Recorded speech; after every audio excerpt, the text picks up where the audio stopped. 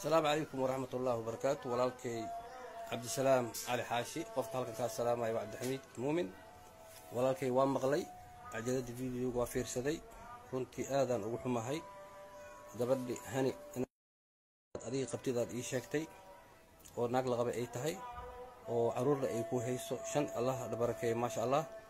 marka gabadhan wiilkayga uu ii keenay waxay ugu soo sheekaysay iidan afkeeda ii sheegtay inaan la qabin oo caruurna aysan lahayn.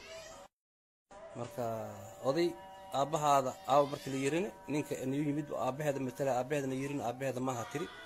marka arintiina waa haddaan maqlay maanta shalaal ii soo gaartay iyo sideedaba arrin waxay u noqotay aad iyo aad oo runtii madax xanuun ah. waa ka xumahay, aadaan ugu xumahay. qaladaa la galay, waana la qalday, beenaa la sheegay kulley. marka insha allah waa arrintan waa hagaagaysaa, waa ka raali gelinaa adiga insha allah. waxaa waaye qaladaa la dhacay meeshan, qaladka meeshuu ka socdana kulley waa fahmi kartaa adiga. intaad ii dhihin waxyaabahan caawa aan furka isugu tuurnay, waryaa waxaan ka bixi fiidiyoyaashan, waxaase laysa ka bixi. marka insha allah waa u sheegaa, waa laga bixi asagana ilaahay warkiisi inuu kii qaata allah ka dhiga. ilma caasiya jooga, caasi waalidiin ah, laakiin ani caasi ma dhalin mana dhalayi. insha allah waa hagaagaysaa, waa ay sharaftay allah ku sharfo. waxaad sheegaysana waa wax nin walba rag ka damqaayo. dad bay shiday, laakiin iyadoo madaxeeda ugu hooraa meelay ku harsatay weynaysaa.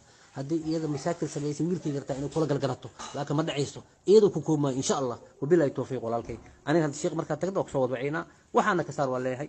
sheekha habeenkii 3 saac iyo bar casharka asaa noo dhigo.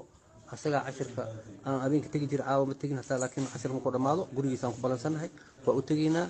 waxaana waa ay sheegtay video inuu ka saaro, waa laga saaraa. hortaadaan dhahay wallaahi iyo billaahi iyo tallaahi, hadalkaan adiga hadalkaada keliya maaha. intaad ii dhihin waxyaabahan caawa aan furka isugu tuurnay, waryaa waxaan ka bixi fiidiyoyaashan, waxaase laysa ka bixi. marka insha allah waa u sheegaa, waa laga bixi asagana ilaahay warkiisi inuu kii qaata allah ka dhiga. ilma caasiya jooga, caasi waalidiin ah, laakiin ani caasi ma dhalin mana dhalayi. insha allah waa hagaagaysaa, waa ay sharaftay allah ku sharfo. waxaad sheegaysana waa wax nin walba rag ka damqaayo. dad bay shiday, laakiin iyadoo madaxeeda ugu hooraa meelay ku harsatay weynaysaa. haddii iyada mashaakil samaysan wiilkay gartaa inay kula galgalato, laakiin ma dhacayso. iyadoo ku koobmaayo insha allah. wabilaahi tawfiiq walaalkay. aniga hadda sheekh markaa tagda oo kusoo wadwacaynaa waxaana ka saar waa leeyahay.